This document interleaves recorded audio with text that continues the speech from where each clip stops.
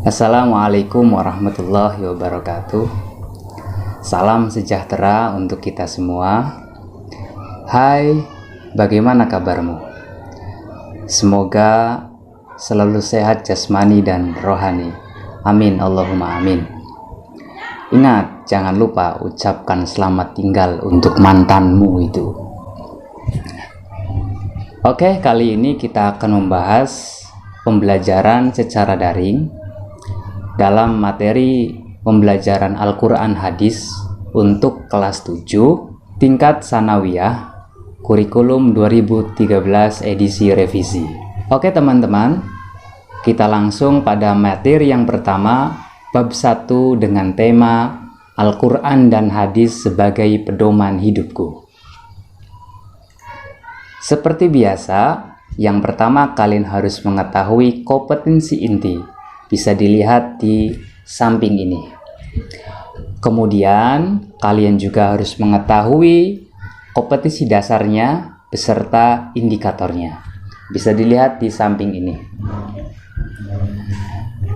Pada materi ini yang harus kalian ketahui adalah pertama, kalian harus bisa meyakini Al-Quran dan Hadis sebagai pedoman hidupku. Kemudian yang kedua, kalian harus bisa memiliki perilaku mencintai Al-Quran dan Hadis dalam kehidupan. Kemudian yang ketiga, kalian harus bisa memahami kedudukan Al-Quran dan Hadis sebagai pedoman hidupku atau hidup manusia. Setelah kalian mengetahui kompetensi inti dan kompetensi dasar beserta indikator, kita lanjut pada cermati kasus. Dalam cermati kasus ini, ada dua ilustrasi yang harus kalian ketahui. Yang pertama adalah keluarga Pak Darman terdiri dari satu istri dan kedua anaknya. Kedua anaknya ini masih duduk di bangku sekolah. Keduanya tidak pernah membantah kedua orang tuanya ketika dia diperintahkan kepada kedua orang tuanya selalu menuruti, begitupun istrinya. Pun keluarga Pak Darmawan dan istrinya sangat mencintai kedua anaknya. Mereka berkomitmen dan berpedoman sesuai dengan Al-Quran dan Hadis. Apabila dia salah, selalu mengingatkan dengan penuh bijaksana. Keluarga mereka menjalankan kehidupannya dengan damai dan bahagia. Meski beberapa kesulitan mereka mengalami, namun dengan ketakwaan penuh, mereka dapat melaluinya dengan lancar.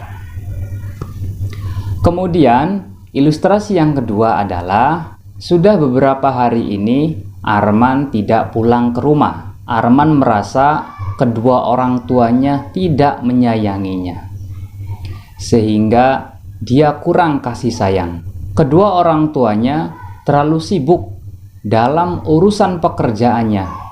Ayahnya pergi ke kantor, begitu juga ibunya pergi bisnis. Hingga akhirnya ayah dan ibunya mendapat laporan dari kepolisian bahwa anaknya terlibat dalam kasus narkoba.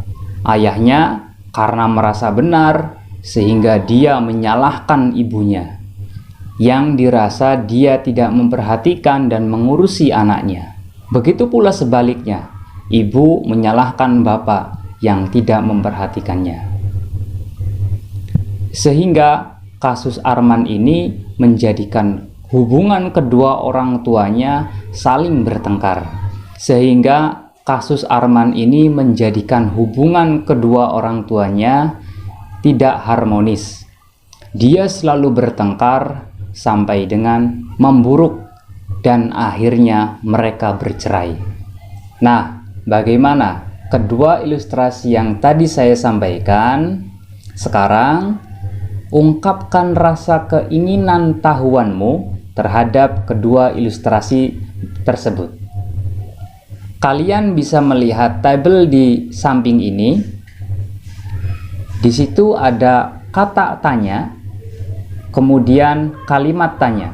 Kalian bisa menanyakan terhadap ilustrasi keduanya. Pasti timbul sebuah pertanyaan yang kalian tanyakan. Baiklah, setelah kita cermati kasus, kita langsung ke bukalah wawasanmu. Sebagaimana tema yang pertama tadi disebutkan, yaitu Al-Quran dan hadis sebagai pedoman hidupku, ini mengenai tentang pengertian Al-Quran dan pengertian hadis. Kita akan mempelajari keduanya. Mari sama-sama kita menyimak dan mempelajari pembelajaran daring ini. Yang pertama, Al-Quran. Al-Quran secara bahasa yaitu berasal dari kata qara'a yaqra'u Qur'ana. Kalian bisa lihat di samping ini yang berarti bacaan. Al-Quran berarti bacaan yang sempurna. Kesempurnaan Al-Quran ini dibandingkan dengan bacaan yang lainnya ada dibuktikan dengan pertama, Al-Quran dibaca oleh ratusan seluruh manusia meskipun mereka tidak mengetahui artinya dan tidak bisa menulis aksaranya.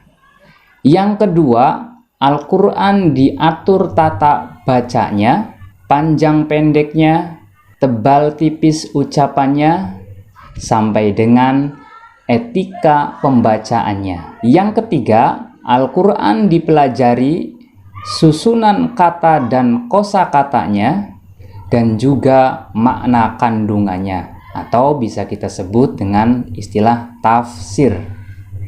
Sedangkan Al-Quran menurut istilah ialah kalamullah atau ucapan Allah yang diturunkan melalui malaikat Jibril kepada Nabi Muhammad sebagai pedoman hidup manusia, dan ada tambahannya lagi, sebagai bacaan sah untuk sholat atau sebagai mukjizat para nabi dan rasul. Ini kalau kita tidak ditambahi dengan bacaan yang sah dalam sholat atau sebagai mukjizat, ini bisa dimaknani sebagai hadis qudsi. Keterangannya nanti akan kita terangkan. Dan kemudian ketika dibaca mendapat pahala. Dari kutipan di atas, kita dapat mengetahui bahwa Al-Quran adalah kitab suci yang isinya mengandung firman Allah, turunnya secara bertahap melalui malaikat Jibril kepada Nabi Muhammad SAW. Susunannya dimulai dari surat Al-Fatihah sampai dengan surat An-Nas. Membacanya bernilai ibadah. Fungsinya antara lain sebagai hujjah, sebagai dalil untuk umat Islam, sebagai bukti yang kuat keutusan atau kenabian Nabi Muhammad SAW. Juga untuk semua hal, keberadaannya masih terjaga sampai saat ini. Kemudian hadis. Hadis bisa kita maknai sebagai sunnah atau segala sesuatu yang dilakukan oleh Rasulullah SAW, kemudian kita sebut dengan sunnah. Hadis identik dengan sebuah perkataan, ucapan, tingkah laku, dan takrir.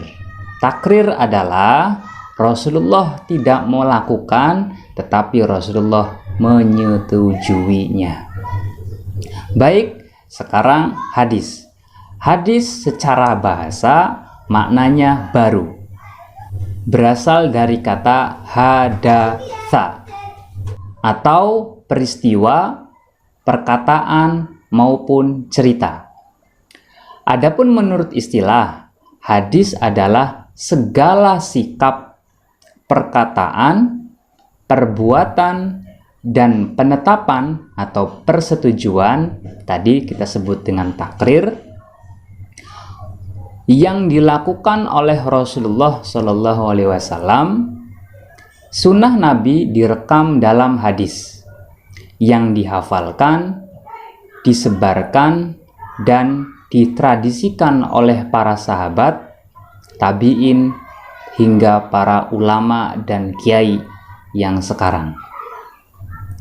Secara harfiah, hadis berarti jalan hidup yang dibiasakan atau berita, perkataan yang dihafalkan, disebarkan dan ditradisikan oleh sahabat, tabi'in dan para ulama setelah kita mempelajari pengertian Al-Quran dan pengertian hadis.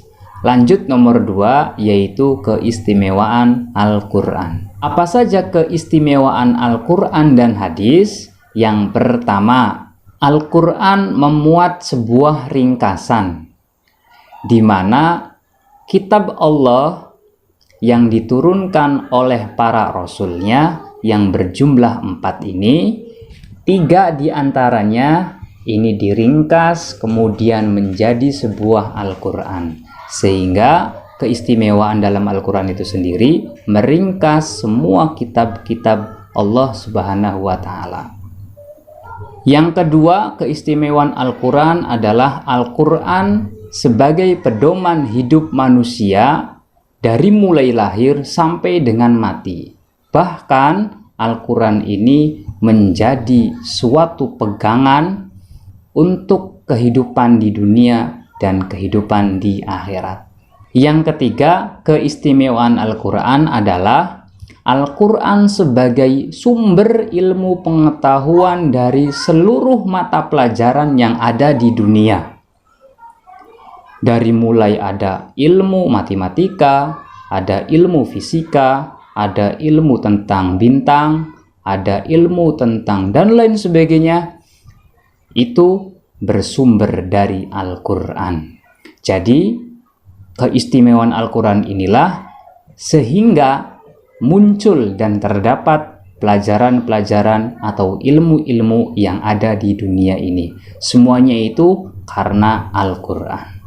Yang terakhir, keistimewaan Al-Quran adalah Al-Quran menggunakan bahasa yang sangat indah, sangat mudah untuk kita baca, sangat mudah untuk kita pelajari, namun kemudahan ini tidak bisa ditiru oleh siapapun.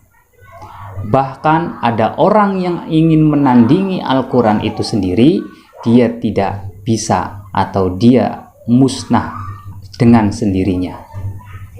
Serta Al-Quran mudah pula untuk dihafal dan tidak bosan meskipun kita sudah membaca berulang-ulang kali sampai khatam beberapa kali, kita tidak pernah bosan membacanya. Itulah keistimewaan Al-Quran yang bisa kita pelajari dan bisa kita terapkan. Kemudian yang ketiga, hadis sebagai pewaris Rasulullah Shallallahu Alaihi Wasallam. Hadis pula memiliki kedudukan yang sangat penting setelah Al-Quran. Ilmu ini telah menjadi perhatian ulama sejak awal perkembangan Islam hingga saat ini. Namun dalam perjalanannya, hadis Rasulullah SAW pernah melarang para sahabat untuk mencatat hadis-hadis karena khawatir akan bercampur dengan ayat-ayat Al-Quran. Istilah lain yang identik dengan hadis adalah sunnah.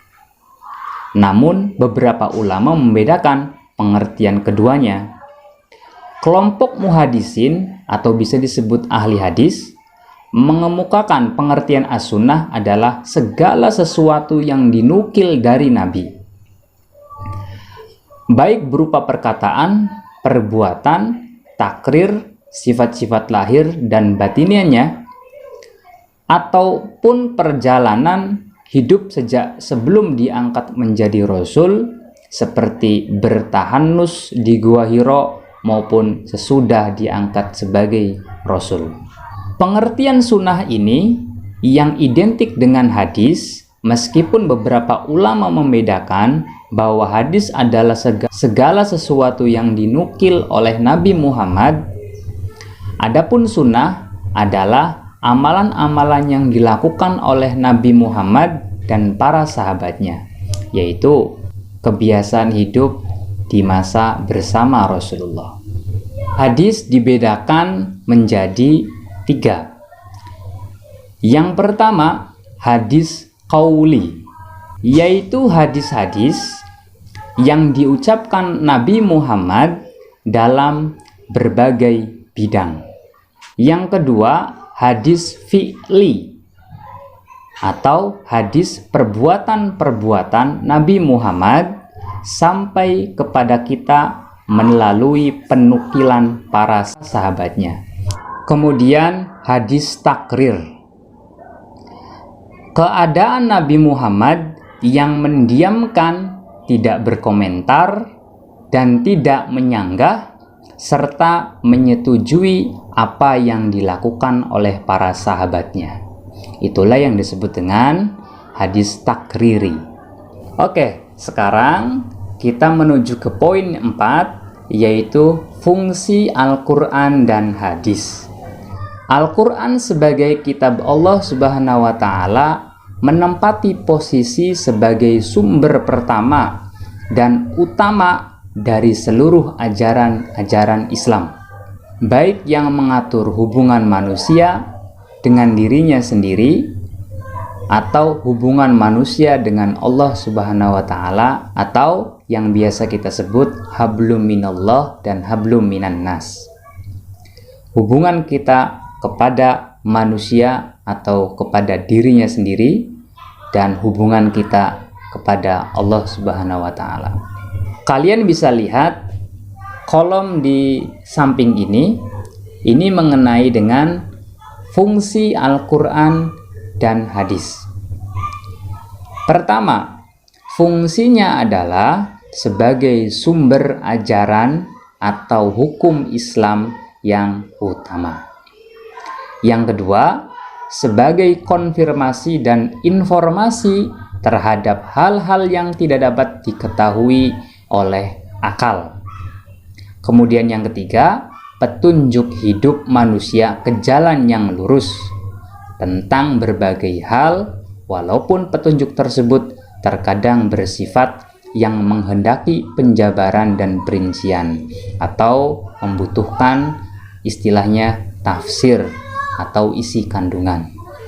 Juga membutuhkan asbabun nuzul dan asbabul wurudnya. Kemudian yang keempat adalah sebagai pengontrol dan pengkoreksi terhadap ajaran-ajaran masa lalu, yaitu ada Injil, Taurat, dan Zabur. Itulah fungsi Al-Quran secara garis besar.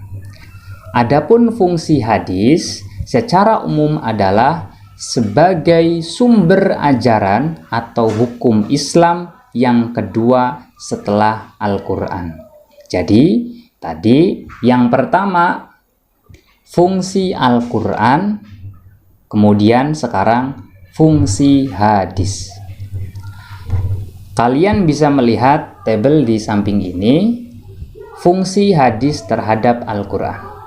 Yang pertama, mengukuhkan hukum yang sudah ada dalam Al-Quran. Jadi, setiap hukum yang sudah disebutkan di Al-Quran, hadis memperkuatnya. Kemudian yang kedua, merinci ayat Al-Quran yang bersifat global atau ijmal, masih membutuhkan keterangan atau penjabaran sehingga manusia atau kita sebagai umatnya dapat mempelajarinya secara mudah dan gampang. Ketiga, menetapkan hukum yang belum terdapat dalam Al-Quran. Kemudian yang keempat, membatasi keumuman ayat Al-Quran supaya tidak terlalu lebar dalam pemaknaan atau penafsiran yang dikehendaki oleh Al-Quran itu sendiri. Tentunya kehendak itu dari Allah Subhanahu wa Ta'ala dan Rasulnya. Nah, itulah bukalah wawasan yang terdiri dari pengertian Al-Quran, kemudian pengertian hadis, kemudian keistimewaan Al-Quran, serta fungsi Al-Quran dan fungsi hadis.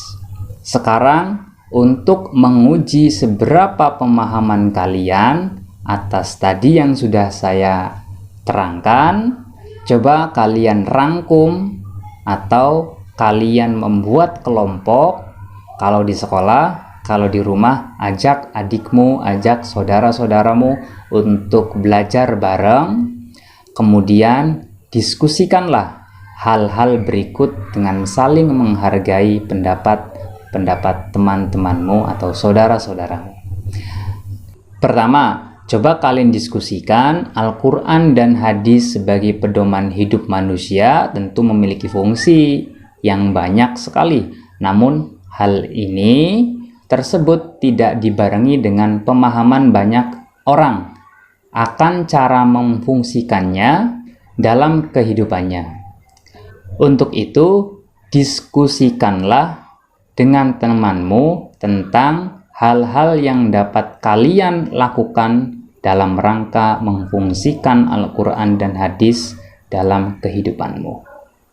Jadi, yang kalian diskusikan nanti, coba kalian temukan apa saja yang menjadi pedoman hidup manusia dari Al-Quran dan hadis itu semua.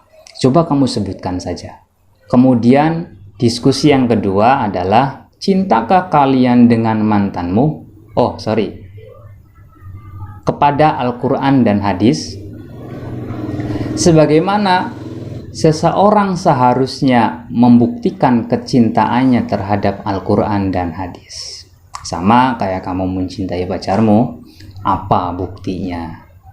Kemudian, untuk menambah wawasanmu, dalam poin B, coba kalian sebutkan nama lain dari Al-Quran berikut artinya yang kalian ketahui.